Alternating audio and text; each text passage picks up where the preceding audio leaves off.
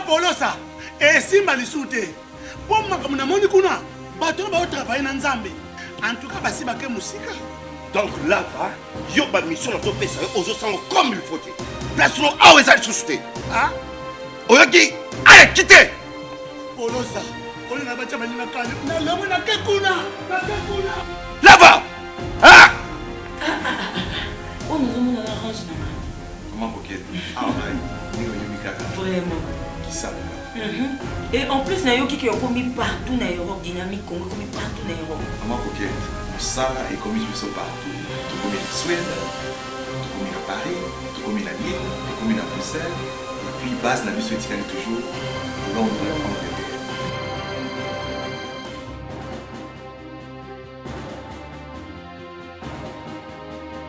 Biso na dynamique Congo. Toza ko avancer na nkolo. Mesdames et messieurs, bienvenue. Critique Info, premier numéro. C'est un honneur de vous retrouver. Les journaux ce matin, la Tribune parle de la Cour constitutionnelle, accepte de réexaminer l'invalidation des députés. Jean-Pierre Kambila et Peter Kazadi lancent un appel à la paix, au respect et au respect mutuel. Suspension des opposants aux activités parlementaires bloque le bureau. Le modérateur. Le dernier avertissement des Quinois à Kimbuta. Nanga présente 3 alternatives aux députés provinciaux, élection du gouverneur au Sankourou. La RDC, la coalition tourne à la confrontation. Mesdames, Mesdemoiselles et Messieurs, ce premier numéro, voilà comment nous l'intitulons. Depuis un certain temps, nous vous disons déjà les titres qui seront finalement affichés et que nous allons discuter ensemble avec vous. Eh bien, la première question, ce sera la Cour constitutionnelle recule, mais ne cède pas encore. Le FCC, ça sera le deuxième sujet. Le FCC, les départs signalés, le Sénat divise. Et la troisième partie de ce jour, nous allons parler du PPRD qui demande pardon à Félix. Mesdames et messieurs, bienvenue. Voilà les sujets qui seront débattus aujourd'hui au cours de nos différents numéros. Le premier numéro, nous parlons de la Cour constitutionnelle qui recule, mais qui ne cède pas encore. Il est vrai, messieurs et dames, nous nous posons tous la question de savoir pourquoi notre Cour se comporte de cette façon-là. C'est vrai, la Cour recule. Il faut rappeler aux Congolais que ce n'est pas par rapport au nombre de gens que vous avez vus là-bas, non. Mais c'est simplement parce qu'il y a eu une autre pression. Souvenez-vous que la Cour constitutionnelle s'est vue listée par l'Amérique et par l'Europe pour la plupart des cas. Certains juges ont même été menacés d'être sanctionnés à l'étranger, sanctionnés par l'extérieur. Et vous savez ce que ça représente? Demandez à M. Mende, demandez à ceux-là qui ont été sanctionnés, ils savent ce que c'est ce poids-là sur eux.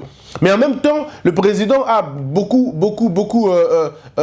influencé là-dessus, parce qu'il faut dire, les arrêts de la Cour, comme je l'ai toujours dit, les arrêts de la Cour sont inattaquables, mais les arrêts de la Cour sont révisables par la même Cour, par la même Cour et par la même Chambre. Regardez, lorsque vous avez un arrêt, l'article 93, je peux me tromper de l'article 93 du statut de l'organisation de la Cour constitutionnelle, prévoit que la Cour peut revenir soit sur interprétation de son propre arrêt, soit pour une erreur matérielle. L'erreur matérielle ici est comprise par rapport, par exemple, à la date, par rapport aux chiffres, par rapport au nombre, par rapport à la circonscription, par rapport au lieu, par rapport à la date, par rapport à beaucoup de choses, beaucoup d'éléments qui sont liés à l'exercice matériel d'une requête. L'on peut revenir pour éclairer, clarifier cette question-là.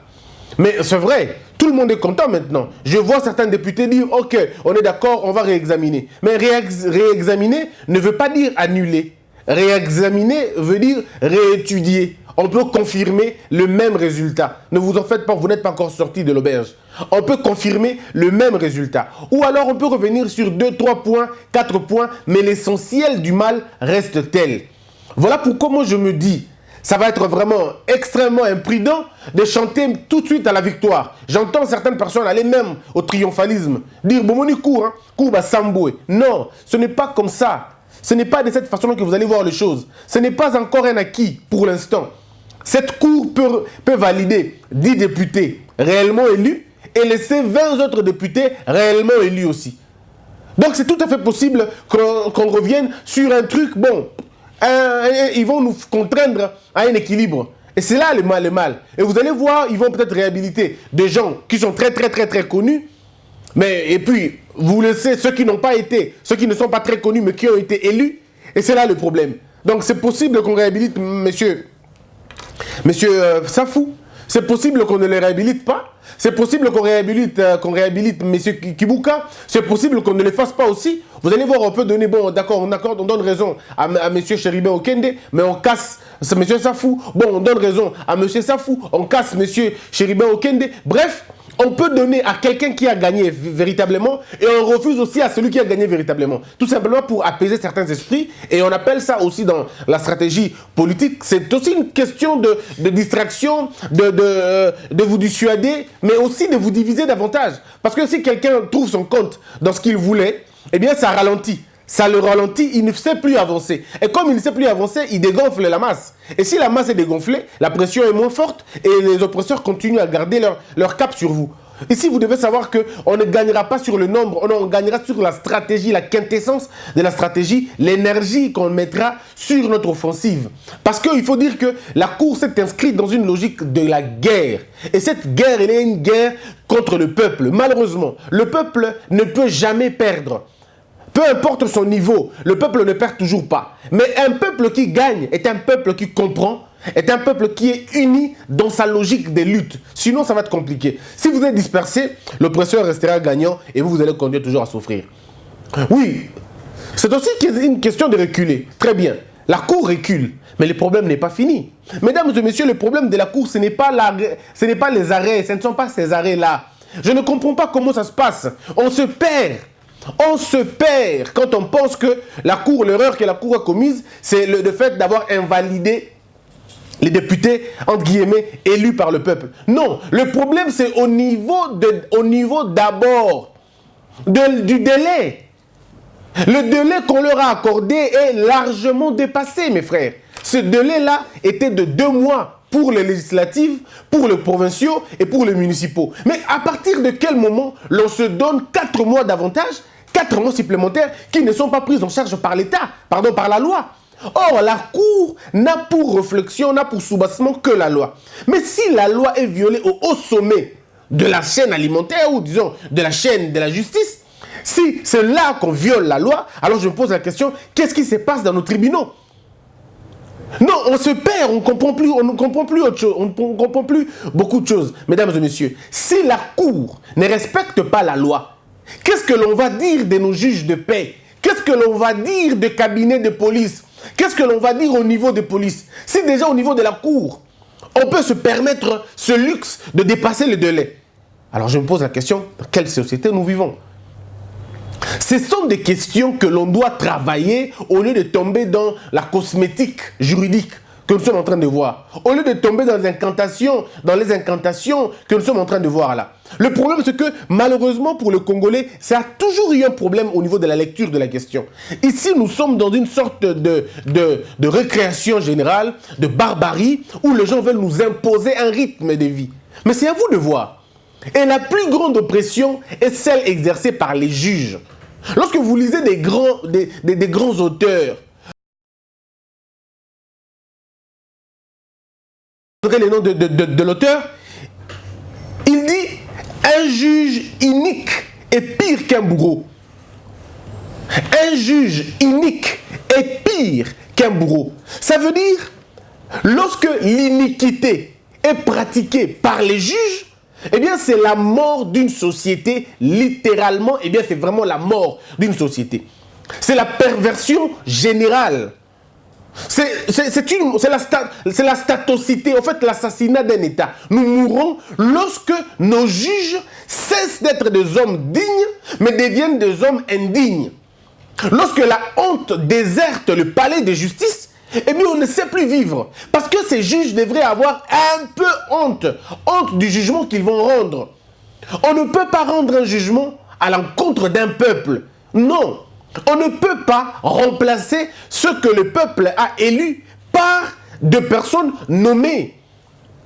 La Cour n'est pas une juridiction électorale. La Cour est une juridiction qui ne parle que droit, qui ne parle que loi, qui n'a que vérité, qui n'a que justice. qui n'a que probité, qui n'a qu'intégrité. Mais lorsque ces valeurs quittent la justice, quittent les palais de justice, alors nous avons ce que moi j'appelle, en tout cas la publicité ou la prime à la délinquance juridique. Et c'est un peu comme s'exclamait à l'époque Socrate. Vous avez donné l'arme aux bandits. Vous avez donné la toge aux aventuriers. Et ça, c'est totalement blasphématoire. À l'égard de la science, à l'égard de la justice et à l'égard du souverain primaire qui est le peuple congolais. Le problème de notre pays ici, ce qui se passe, c'est encore un énième appel. C'était, je crois, un énième appel de quoi? De la refondation de l'appareil judiciaire. Ici, l'appareil judiciaire demande au président de la République refonde le système judiciaire. Nous n'avons pas un bon système judiciaire. Nous n'avons pas un bon système judiciaire. Ce système judiciaire est un système d'oppression. L'appareil judiciaire au Congo est un appareil, je veux dire, éteignoir de la moralité. C'est un appareil qui prime le banditisme. Ce n'est pas normal, on ne peut pas avoir de juges de cette façon-là, de cette trompe-là. On ne peut pas avoir ça. On ne peut pas avoir des jugements, des arrêts provocateurs. Ce n'est pas possible, c'est une honte pour une république. Que vous ayez des juges qui regardent le peuple dans les yeux et qui rendent des jugements très tard la nuit. Ça ne dérange personne et ils viennent rendre des jugements très tard la nuit et le matin, quand ils se réveillent, ils regardent le peuple dans les yeux sans avoir ne serait-ce que le remords. Alors je me dis, mais on est où? On est où? Je comprends pourquoi il y a eu un monument au palais de la justice, ce monument pleure. Il y a une femme qu'on appelle, la statue s'appelle la pleureuse. Cette femme pleure devant la cour. Je comprends aujourd'hui pourquoi elle pleure. Parce que les jugements qui sont rendus là sont des jugements de nature à faire pleurer les gens. Pas des jugements de nature à faire sourire les gens. Parce que la justice était là pour laver une population. Pour finalement nettoyer un peuple. Pour nettoyer un État. Mais lorsque la justice elle-même devient l'usine de l'opprobre d'un peuple, alors je me dis, mais ça ne sert à rien. Lorsque les dictateurs arrivent et ils utilisent l'instrument de justice pour oppresser un peuple, alors je me dis, bon, là, on est foutu, quoi. On est foutu. On est foutu. Mesdames et messieurs, nous devons réfléchir sur un élément important. Les velléités de la cour sont beaucoup plus criantes qu'il est temps d'arrêter cette folie. Est-ce que les juges peuvent nous dire, de façon transparente, comment ils ont fait les recomptages? Est-ce que le principe de la contradiction a été respecté? Est-ce que les invalidés ont été invités? Est-ce qu'ils ont été convoqués? Est-ce qu'on les a entendus? Est-ce qu'on les a confrontés avec ceux-là qui prétendaient avoir gagné les élections?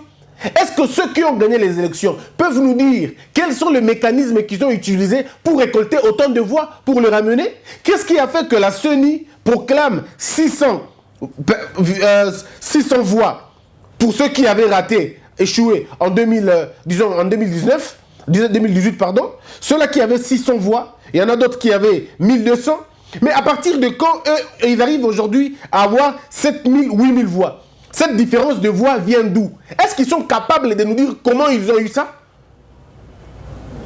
Ce sont là les vraies questions. Mais malheureusement, nous passons toujours à côté. Vous allez réparer la question, ok, on va remettre le juge, les juges vont dire, bon d'accord, on revient, député. Mais frères, même si on réhabilitait tous les députés, rassurez-vous d'une chose, nous ne sommes toujours pas sortis de l'auberge. Parce que le problème, c'est notre appareil judiciaire. Le problème, c'est le traitement des dossiers. Le problème, c'est l'étude que nous faisons généralement sur notre appareil judiciaire. Est-ce qu'on peut nous dire aujourd'hui, quand quelqu'un... N'avez pas l'exemple, un simple. Et je vais dire ça lentement pour que les gens comprennent. Nous allons aux élections. Monsieur Patrick et Madame Sophie, d'accord? Lors des élections, Madame Sophie obtient 600 voix. Monsieur Patrick obtient 3000 voix. Lors de la proclamation, Monsieur Patrick, évidemment, gagne les élections parce qu'il a 3000 voix.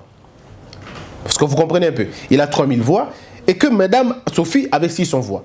Mais ils vont à la Cour constitutionnelle. Regardez l'écart déjà qu'il y a entre 600 et 3000. Ils vont à la Cour.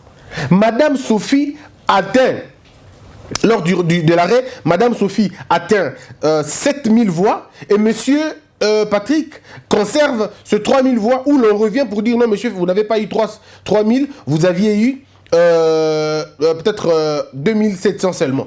On est d'accord. Mais regardez le premier élément, il est lequel? Le premier élément, on doit d'abord commencer par arrêter la personne qui a eu 3000. D'abord, c'est un tricheur. Comment il a fait pour avoir 3000 alors qu'il n'avait que 27 000? Comment il a fait pour avoir 3000?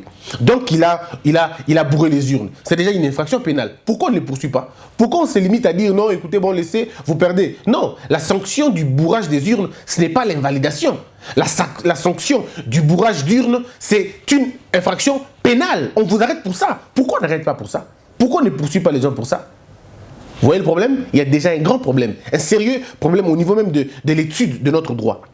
Deuxième élément, Madame Sophie, ok, maintenant que vous aviez 600 avant, aujourd'hui vous avez 7000. Est-ce que vous pouvez nous dire comment vous avez fait pour avoir le surplus? Comment vous avez fait? Quel exercice avez-vous mené? Quelle étude avez-vous faite? Quels sont les moyens que vous avez utilisés pour avoir autant de voix? Ça, c'était la première question que l'on doit se poser. Mais parce que le problème est congénital, notre appareil judiciaire ne prend pas compte du mécanisme de l'obtention de voix. Ça, c'est une question qui n'est pas prise en charge par la loi.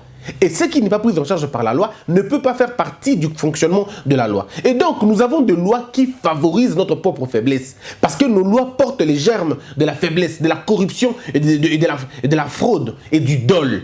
Et si déjà la loi qui doit servir à rendre la justice est déjà porteuse de germes de fraude et de dol, donc le jugement est entaché d'irrégularité. Voilà pourquoi on dit que ce jugement est inique. Inique, pourquoi? Parce que le jugement est déjà de façon congénitale inique. Il est médiocre de sa manière, dans sa manière d'élaboration. Maintenant, un autre élément important que les gens ne veulent pas comprendre, que les gens ne veulent pas considérer. Est-ce que quand on nous dit que Madame Sophie, toujours dans l'exemple de Madame Sophie, est-ce que Madame Sophie peut nous dire le taux de participation à son bureau de vote? Parce que ce n'est pas possible lorsqu'on a prévu 700. Par exemple, dans chaque bureau, on a prévu 1500 personnes, que Madame nous vienne avec 3000. Où est-ce qu'elle a trouvé les autres surplus? Donc, tous les bureaux de vote ce jour-là, tout le monde est venu voter seulement pour elle. Parce que regardez, nous avons Madame Sophie, Madame, Monsieur Patrick et prenons Monsieur Christian. Le taux de participation à l'élection à ce bureau-là était par exemple de 1000 personnes. Ce qui veut dire, si Madame a 800, obligatoirement, je parle du taux de participation, c'est-à-dire le suffrage exprimé vraiment. Donc, disons, je parle du suffrage exprimé. Prenons le suffrage exprimé. Le suffrage exprimé est de 1000 personnes, d'accord? Mais maintenant, Madame Sophie prétend avoir gagné. Bon, elle dit elle a obtenu 800 voix. Bon, si Madame Sophie a 800 voix, ça veut dire Patrick et Christian doivent se partager équitablement les 200. Doivent se partager obligatoirement les 200. Mais regardez maintenant là où ça complique maintenant. Monsieur Patrick dit non, moi j'avais eu 200 voix. Monsieur Christian dit non, moi aussi on m'avait voté. J'avais quand même eu 57 voix. Mais où sont parties les 57 personnes? Pardon, d'où viennent les 57 personnes? Bah où tu as pu? Parce que 57 personnes, t'as prise en charge d'un bloc où on a été.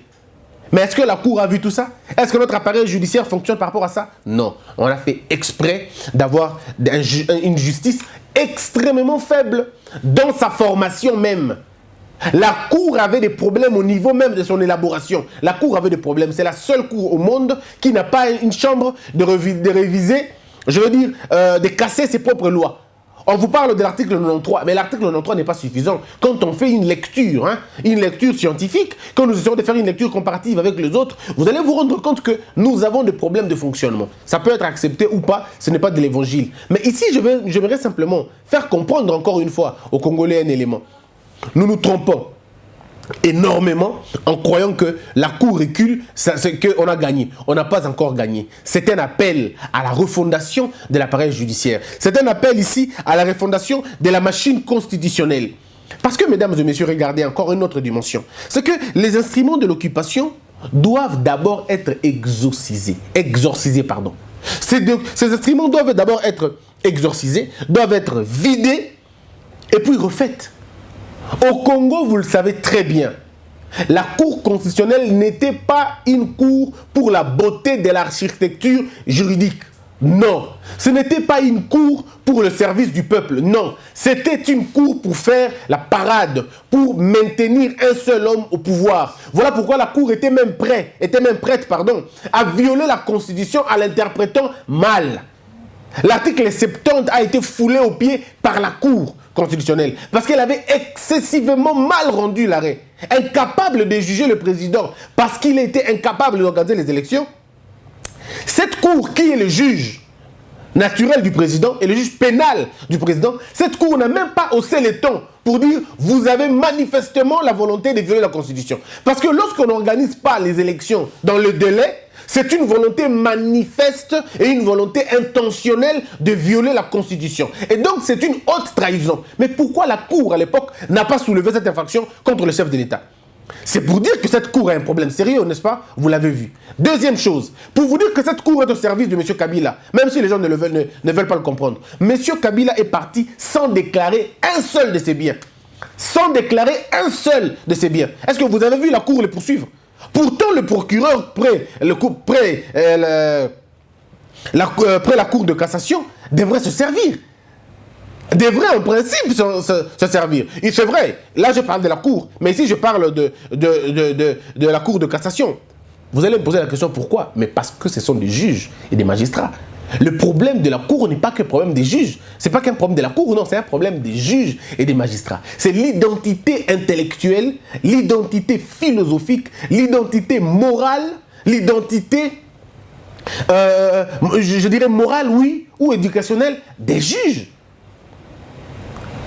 Ils sont porteurs de diplômes, je suis d'accord. Ils sont diplômés, je ne refuse pas. Il y en a même qui sont professeurs, ce n'est pas un problème. Mais sont-ils aussi professeurs de morale? Sont-ils aussi détenteurs d'un diplôme de morale? Sont-ils suffisamment moraux? Ont-ils de l'éthique en eux? Sont-ils des défenseurs de la loi? Sont-ils des gardiens des temples? Ou ce sont simplement des fossoyeurs? Parce qu'on ne peut pas être les deux en même temps. Donc vous imaginez que la Cour avait déjà, la Cour et les juges dans l'ensemble, ils ont eu des problèmes sérieux. Alors, celui qui veut incarner le changement n'utilise pas les instruments de l'oppression. On ne peut pas utiliser les instruments de l'oppression. Avant d'utiliser les instruments de l'oppression, qu'est-ce qu'on fait? On essaie d'exorciser ces instruments-là. Lorsque M. Kabila arrive au pouvoir, qu'est-ce qu'il fait? Vous avez d'abord la police qui a été instrumentalisée, l'armée instrumentalisée, l'administration publique instrumentalisée, ou si vous voulez politisée. Notre police a été politisée. Regardez, dans chaque manifestation, les militaires portaient les tenues de civils, les tenues de policiers. À l'époque de 2006, souvenez-vous, les militaires avaient porté les tenues à baboulage. Est-ce que vous imaginez un peu? Tout le monde sait, personne ne l'ignore. Donc, la police, l'armée, l'administration publique, les régies financières, les frontières, la CENI et les cours et tribunaux ont toutes ces instances été inféodées par la politique. Et cette politique, c'était la politique d'occupation ou la politique d'oppression. Et maintenant qu'il y a un changement, on dit qu'il y a une volonté de changer. Il faut que l'on voit ces structures-là changer. Il faut une refondation de l'État. Il faut que ces structures-là puissent changer. Et comment les structures changent? Les structures changent quand on remplace les bonnes personnes aux bons endroits. Parce que chaque système comporte un ensemble de ces oppressés. Et dans les oppressés, dans le bloc des oppressés, on trouve d'abord les intellectuels. Parce que dans un régime d'occupation, les premiers oppressés sont d'abord des intellectuels. D'abord les hommes justes. Parce que dans un régime de dictature, les vrais intellectuels se trouvent dans l'opposition. Et dans l'opposition, ça veut dire qu'ils sont dans l'oppression. Ils subissent l'oppression. Parce que les justes ne peuvent pas être bien avec les régimes destructeurs. Voilà pourquoi Christ a été tué. Parce qu'il était considéré comme le juste et que le gouvernement d'Hérode et les autres étaient des gouvernements de mafieux. C'était un gouvernement mondain, un gouvernement des esclaves de la chair. C'était là le problème. Socrate était tué par qui? Par un système de gens corrompus.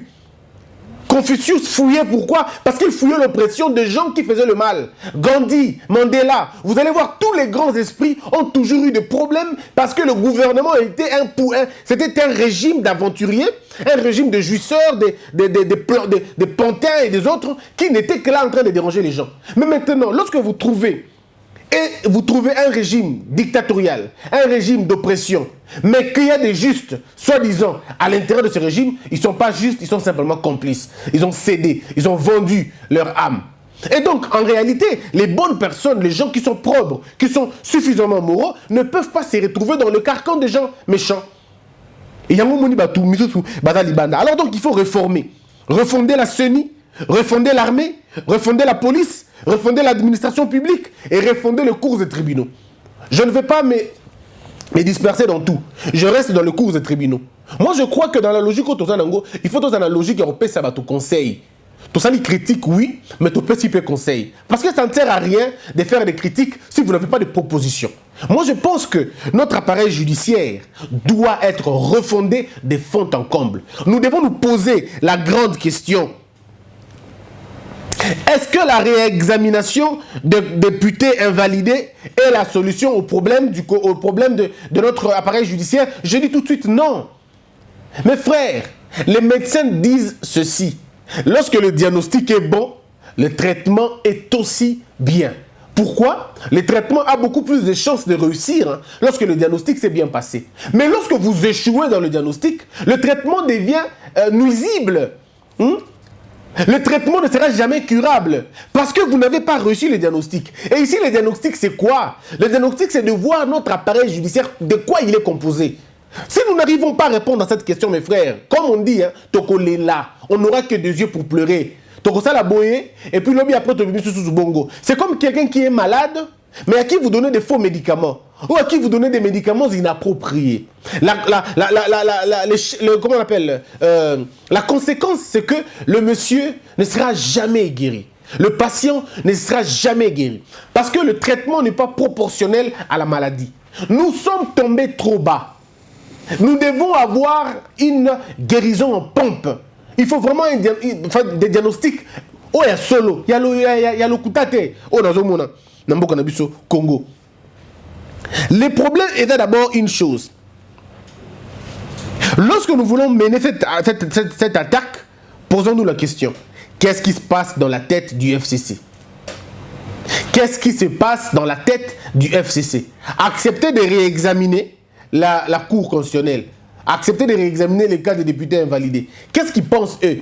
Parce que tant que vous ne contrôlerez pas leurs réflexions, vous ne ferez absolument rien. Mes frères, le FCC est une machine qui va freiner toutes les belles initiatives du président Félix. Ne vous fiez pas au discours des belles intentions. Ne vous fiez pas à ce qu'ils racontent tous les jours. Non, on est là pour la réussite. Ils ne sont pas là pour la réussite parce qu'ils n'ont pas intérêt que vous puissiez réussir. Donc si vous vous laissez tomber, vous laissez flatter, eh bien c'est vous qui allez pleurer demain. Vous devez d'abord entrer dans la tête du FCC. Si vous étiez à leur place, qu'allez-vous faire? Qu'est-ce que vous alliez faire si vous étiez à leur place? Bon, si vous voulez gagner un bandit, ou si vous voulez gagner un oppresseur, vous devez vous mettre dans la tête comment il réfléchit. On ne peut gagner son ennemi, son adversaire, que lorsqu'on essaie de réfléchir un peu comme lui. Ou on essaie d'aller dévancer ses plans. La politique, c'est aussi l'art de dévancer les plans. La politique, c'est aussi l'art de voir mieux les choses. La politique, c'est aussi l'art de comprendre les enjeux des autres. La politique, c'est aussi l'art de faire mieux que ce que les autres font. C'est de voir avant tout le monde. C'est de penser avant tout le monde. C'est de réfléchir avant tout le monde. C'est ça aussi, la politique. Mesdames et messieurs, la question qu'on doit se poser, la question et les vraies questions qu'on doit se poser, c'est que nous nous sommes généralement trompés, c'est vrai, des questions.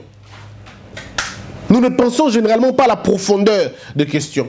Mais posons-nous une question, c'est celle-ci que je voudrais la poser. Est-ce que nous avons des juges bien?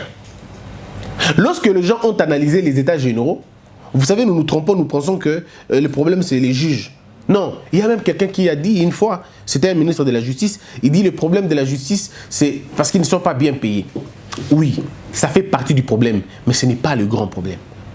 Qu'on arrête de tromper les Congolais. Qu'on arrête de tromper les Congolais. Le problème du Congo, c'est l'inversion des valeurs.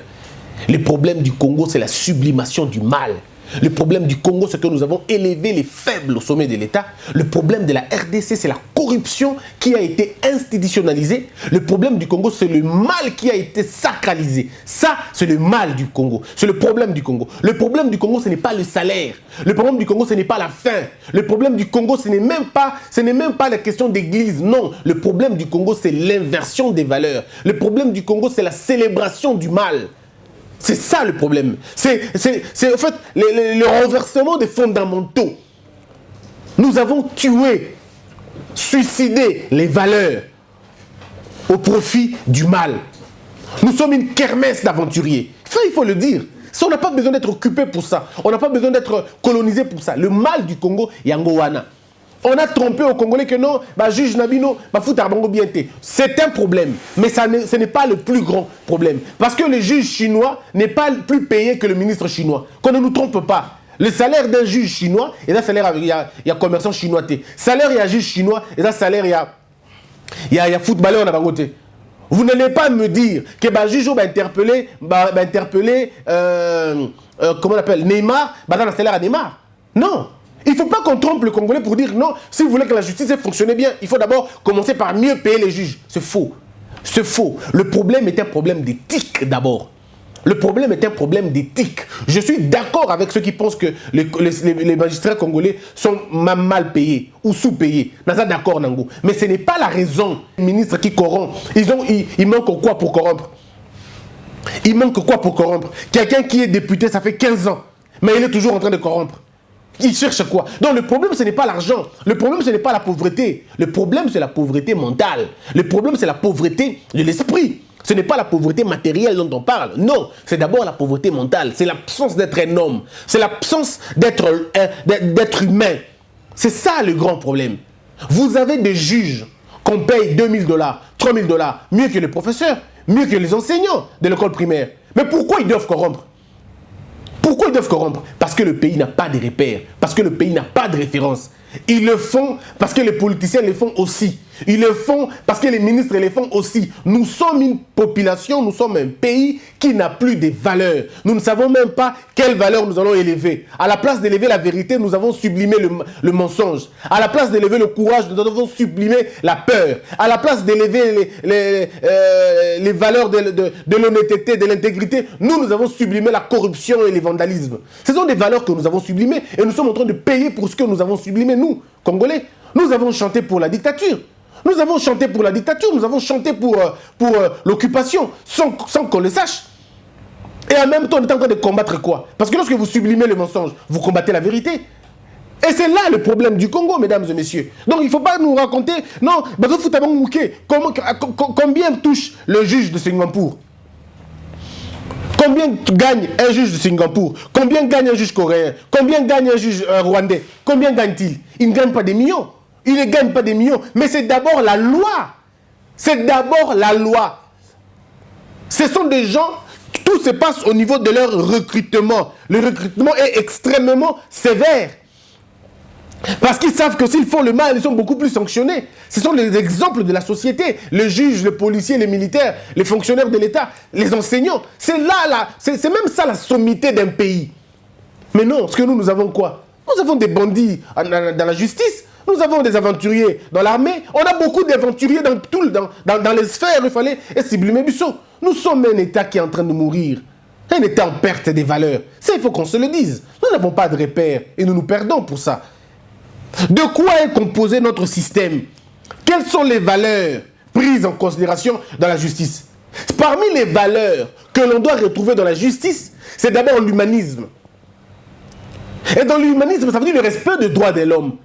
Un appareil judiciaire dans une république doit d'abord être le premier défenseur des droits de l'homme. Et on le voit dans vos prisons, et on le voit dans vos amigos, et on le voit dans votre procédure incarcérale. Comment vous arrêtez vos citoyens? Regardez dans d'autres pays, c'est vrai, ce n'est toujours pas bon, ce n'est toujours pas, la comparaison n'est pas toujours raison. Mais regardez dans certains pays, quand on vient vous arrêter, c'est avec dignité en fait. On vient vous poser des questions. Et on vous dit, messieurs, on vous rappelle d'abord ce que vous faites comme infraction. Messieurs, vous êtes arrêtés pour ça. Si vous n'avez pas d'avocat, l'État sera obligé de vous trouver un avocat. Gardez silence parce que tout ce que vous allez dire sera retenu contre vous. Bref, on vous fait toute cette récitation-là pour vous montrer que vous n'êtes pas...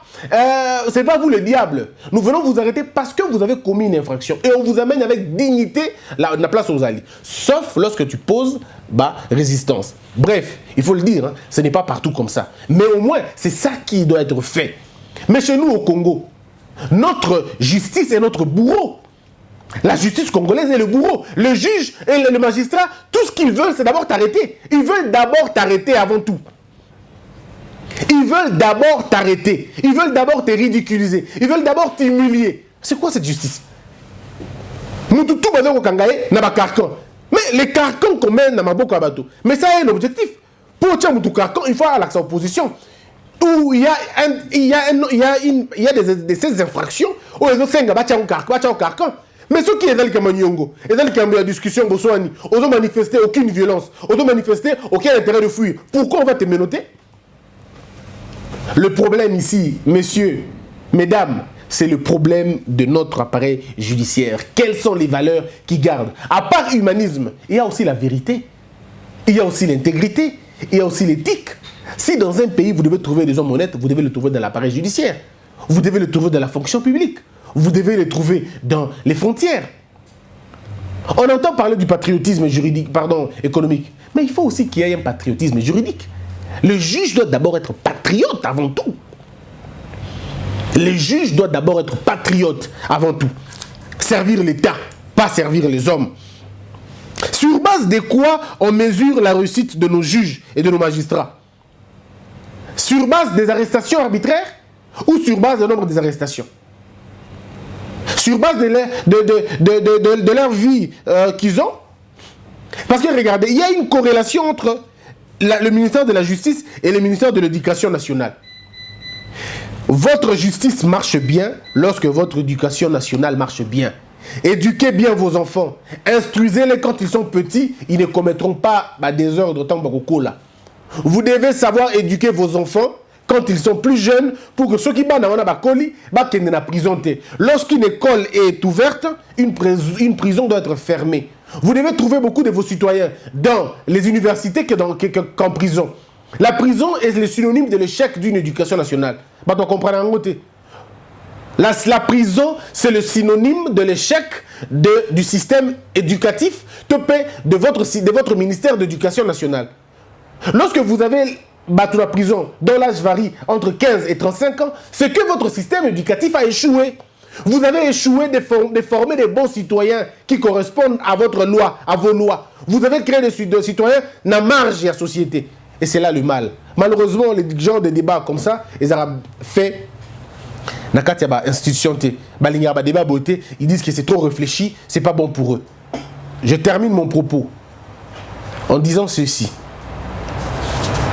Monsieur le Président de la République, chers citoyens, chers compatriotes, aucun pays ne s'élève avec une justice corrompue.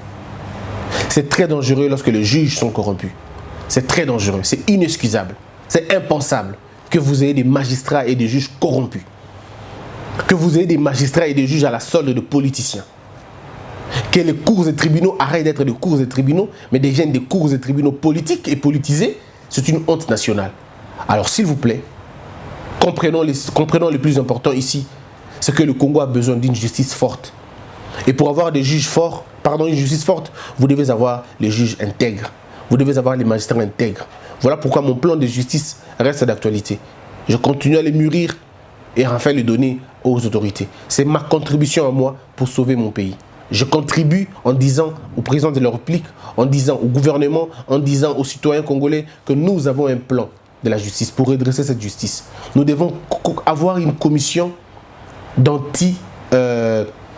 comment on appelle, une commission anticorruption. Ça veut dire que tu as une ligne oyo batu ba justiciable to ba justicier, il faut bazalaka nango ba benga commission na tous les jours pour signaler ba mabe ya ba juge na mabe ya ba soldat na ba militaire. Il faut tozala na yango bongo. Et je développerai l'idée de la commission après, mais en tout cas il faut en avoir. Merci beaucoup mesdames et messieurs. Moi je crois que pour réussir ce pari de la justice, il faudrait qu'on tape sur la table, qu'on change de magistrat. Ba magistrat belé ba qui est dans nos retraites. Et Chili. Il y en a d'autres qui doivent être tout simplement révoqués. Tout simplement révoqués. Je ne sais pas dévoiler tous les plans ici parce qu'il y a toujours des contre-plans et yaka. Ce pays nous appartient tous. Abonnez-vous massivement. Partagez nos vidéos. Restons ensemble. Boukata ma vidéo ndam na YouTube. Et ça bien. Ngada bilo tout la prochainement.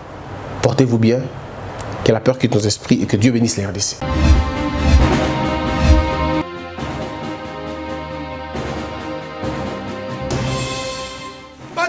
Polosa et simba lisute pour makamuna moni kuna bato ba travailler na nzambe en tout cas basi ba ke musika Donc Lava, yo ba mission na topesa yo ozosango comme il faut. Place no awa ezali susute. Ah, Oyoki, allez, quittez. Olosa. Oli na bacha bani na kale. Na lomo na kekuna. Na kekuna. Lava. Ah! Oh, nous avons un orange. Comment coquette? Ah, ouais. Vraiment. Qui ça? Et en plus, Nayoki qui est commis partout dans l'Europe, dynamique Congo, commis partout dans l'Europe. Comment coquette? Ça est commis partout. Tout comme en Suède, tout comme à Paris, tout comme à Lille, tout comme à Bruxelles. Et puis, base la mission est toujours Londres, Angleterre.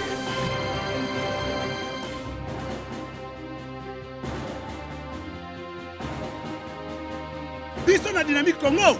Toza ko avancer na nkolo.